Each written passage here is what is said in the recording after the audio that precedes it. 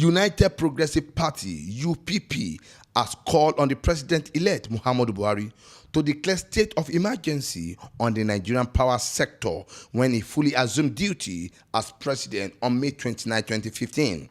National chairman of the United Progressive Party, Shekwas Okore, who also contested the last presidential election, made a call in a chat with Ben TV in Abuja. Okorie said the issue of power sector should be given priority by the incoming administration. What should be priority to him right now is the power supply sector. And that's why I said he should declare state of emergency in that sector. And that implies reviewing some of these privatization that took place that has not improved power supply, it has worsened it. And some people are just making money. The UPP national chairman also asked the president-elect to take the anti-corruption campaign with all seriousness. So the issue of fighting corruption will start by sanctioning those who have been found to have earned money illegitimately. They should not be allowed to enjoy their loot. Otherwise, you encourage others to follow suit. Then the next one along that line is to prevent those things that encourage corruption. Muyiwa Bamdele reporting from Abuja.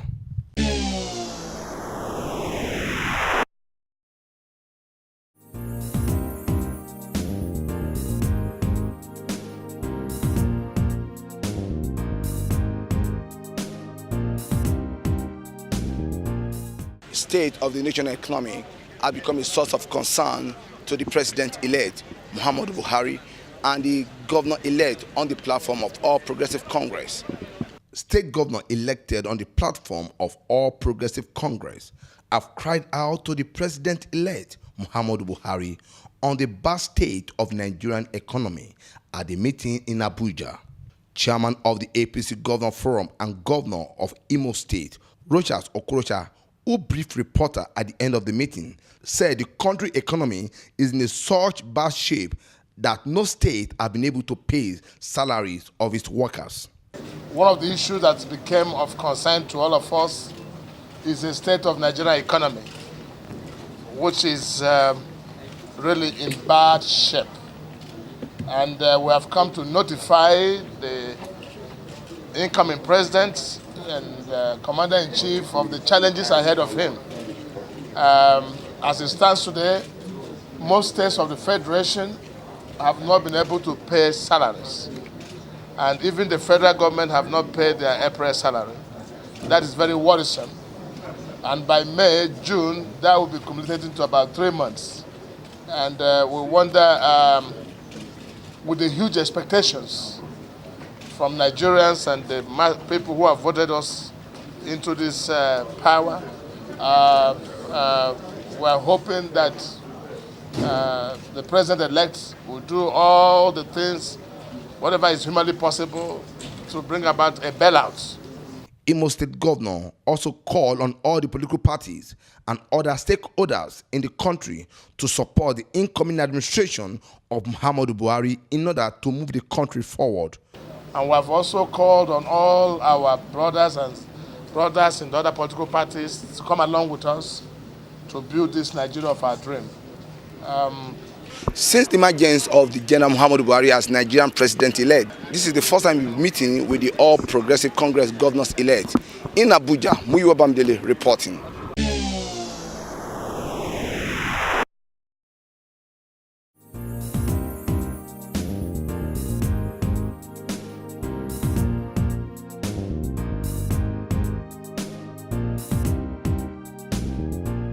The Conference of Former Speakers of State Houses of Assembly in Nigeria has frowned at the rate of impeachment that is currently going on in different states of the Federation.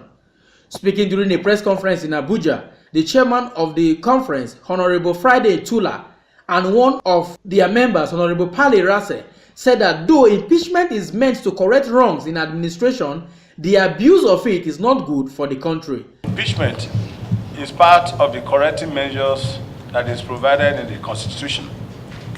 If a chief executive is seen to be infringing on the provisions of the Constitution and that by his action he is not going to be able to discharge the responsibilities that are assigned to him. Impeachment is one of the ways of trying to correct such an erring governor. We also intend to address that aspect of the impeachment process that has to do with presiding officers of the state houses of assembly. Because as you will know, whereas the removal of a governor is a very rigorous process where you require some members to be able to support the motion after it has been moved, you require 7 members to be, to be put in place by the chief judge of the state. That of the speaker is not anything close to that at all. What you do in parliament is just for somebody to write petition, one person move another second, and then before you know it, the speaker is already gone. We should be on record as condemning the impeachments that are conducted without recourse to the clear provisions of the Constitution. I think this is what is making the legislature a laughingstock in Nigeria. On the issue of retirement benefits for speakers and their deputies at the state level, Honorable Etula said that one of the ways to curb corruption is to make sure that speakers and deputy speakers also enjoy retirement benefit the way it is for the executive arm of government. We are talking of fighting of corruption.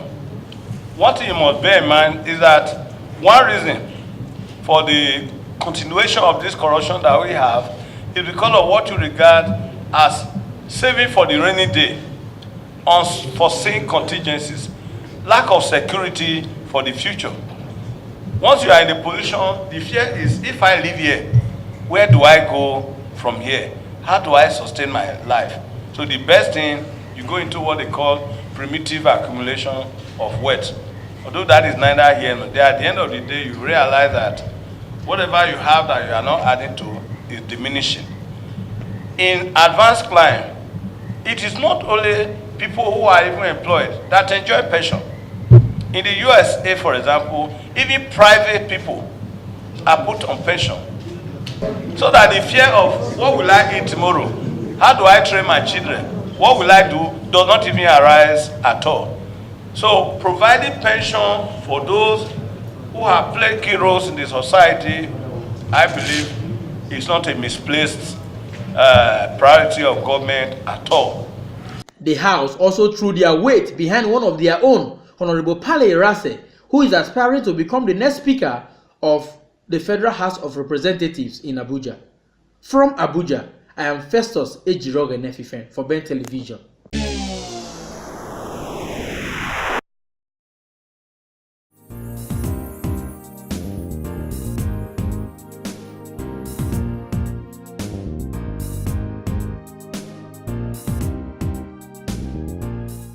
The Nigerian Medical Association (NMA) has called on the incoming administration of General Muhammadu Buhari to take issues of health seriously, as no nation can progress without healthy citizens to handle its affairs. Speaking in an exclusive interview with Ben Television in Abuja, the national president of the NMA, Dr. Kayode Obembe, said that there are enough recommendations that will help guide the incoming administration on the right path to take in the areas of health. The Nigerian Medical Association is very focused, and we have made it clear that the Herculean task before this government is the implementation of the National Health Act, because the National Health Act has already laid the foundation for universal health coverage through health insurance scheme. And Nigeria has only covered 7%. So we have 93% to go. On the difficulties experienced in implementation of health-related issues that always lead to strike and industrial actions, Dr. Obembe said it has to do with willingness on the part of the government. Well, I would say it's because of, number one, government bureaucracy. That's number one. It has to pass through many stages. Committees will be set up. These committees again will be evaluated by another committee and all those things. Then number two, it depends on people that you put at the driver's seat. The people you put at the driver's seat, the Minister for Health, the Permanent Secretary, the Executive Secretary of NHIS, the Primary Healthcare Development Agency, all those are the people on the driver's seat. If they can work together and move the scheme in the right direction, everything would be achieved. Well, what I would say is that the interaction between government and employees will always continue for life. If all the papers that have been approved by the government, if the government implements those circulars, there will be industrial peace. On his recent election as a council advisor to the World Medical Association, Dr. Kayode Ombebe said this will make the voice of Africa to be heard at the world level, especially as it concerns health-related issues. Now, the implication of being a council advisor of the World Medical Association is that most of the health problems in the sub-regions of the world, they bring their health problems for deliberation at the world level. But what we discovered was that the voice of Africa is not heard as people like us who want it to be. We cannot get this to the world level. So if we have our voice at the world level, they'll be able to help us, either in terms of manpower, in terms of finance, in terms of communication, in terms of advocacy. There are many ways that World Medical Association can help Nigeria in tackling these problems. He therefore urged Nigerians to always patronize professionals when dealing with health-related issues so as to prevent quackery in the profession. In Abuja, I am Festus Ejiroge Nefife for Ben Television.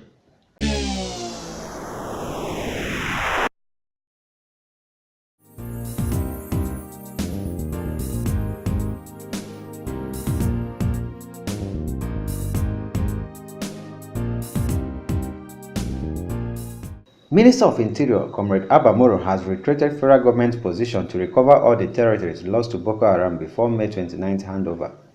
The minister stated this at the commissioning of the Nigerian Security and Civil Defense Corps Housing Estate Phase 3 in Abuja.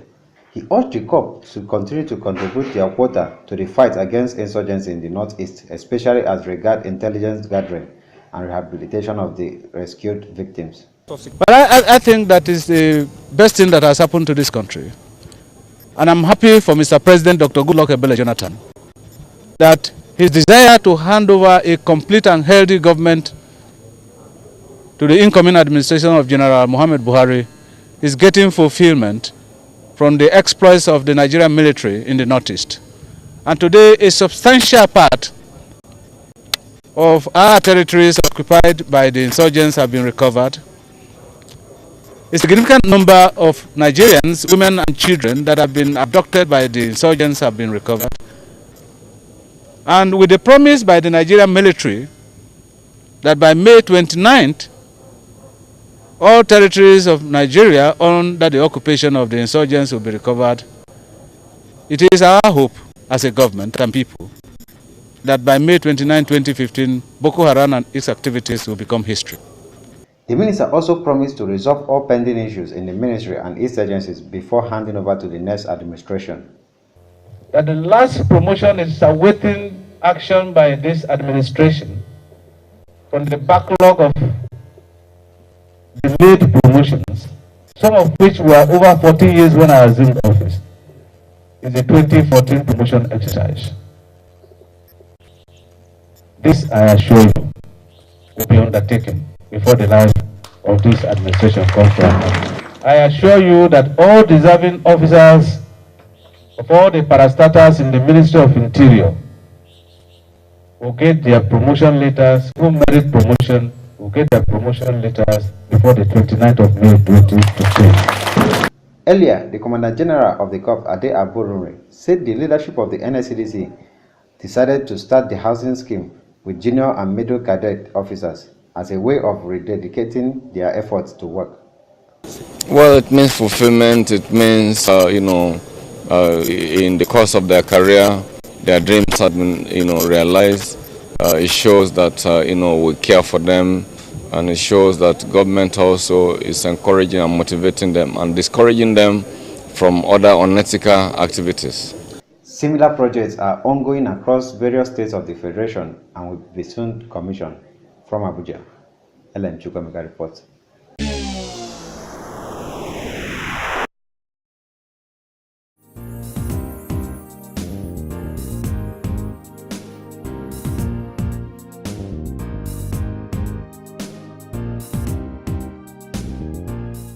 The Nigerian Football Federation (NFF) has held the national draws for this year's Federation Cup round of 64.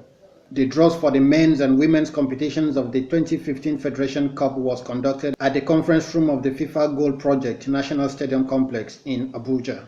Out of the 64 teams that made it through the regional finals in the men's competition, defending champions Enyimba International Football Club were seeded 1, while 2014 losing finalists Dolphins Football Club were seeded 64. Holders Rivers Angels were seeded first out of the 18 teams that emerged for the women's draw, as Sunshine Queens were as well kept far apart, seeded 18th. Ogini Queens will face Rising Queens, and Moje Queens battle Golden Babes in the playoff round of the Women's Cup, with the remaining 14 teams drawn by.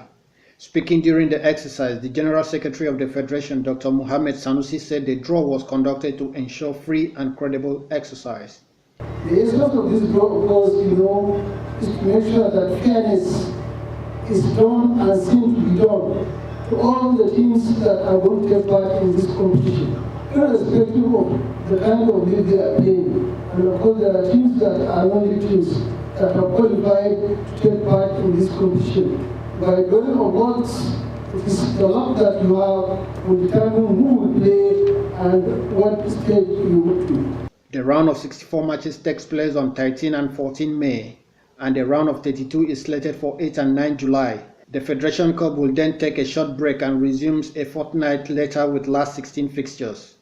The quarter-final matches come up on 12 and 13 August. The semi-final is scheduled for 19 August, while the final holds on 30 August. Awesome Raffle, Ben Television News, Abuja, Nigeria.